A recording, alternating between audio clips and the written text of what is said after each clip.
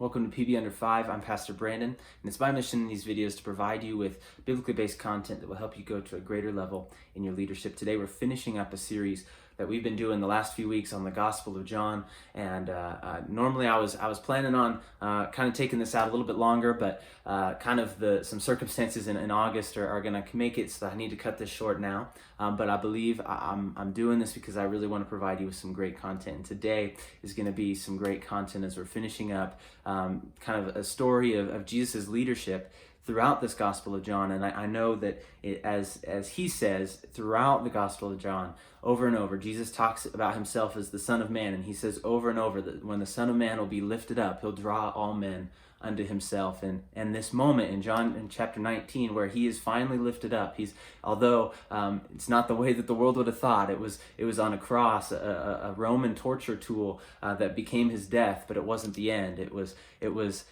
through that death that he brought the greatest victory in human history by raising from the dead later on. But while he was on the cross, while he was being crucified, I think it's interesting to point out something that happened that I think really sheds light on our leadership as we are seeking to lead like Jesus. And in John chapter 19, it says that there was an inscription above the cross, and it says in John chapter 19 verses 20, it says, "Many of the Jews read this inscription, for the place where Jesus was crucified was near the city, and it was written in Aramaic, Latin, and Greek. So the chief priests and the Jews said to Pilate, who was the Roman official who wrote the inscription, says, 'Do not write the King of the Jews, but rather, this man said I was the King of the Jews.'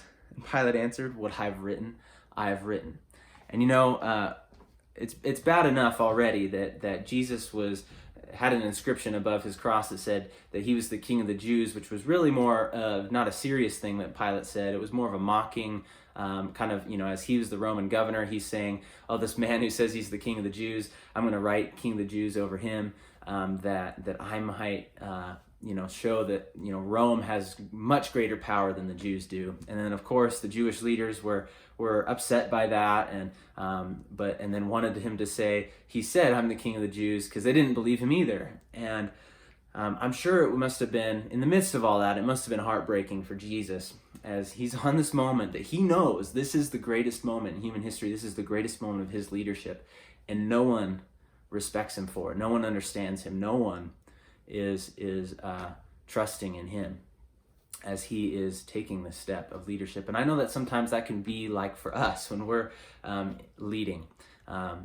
Obviously to a much lesser extent, but certainly it feels intense in those moments where it feels like we're giving our all for people, we're serving people, we're laying our lives down, we're sacrificing in the moment when no one's watching, and it feels like the whole world is jeering at us, the whole world is putting us down, the whole world is discouraging us, and trying to say that our work is nothing. But I want to encourage you that in Jesus' case, the victory was right around the corner. His greatest moment was out of his greatest pain.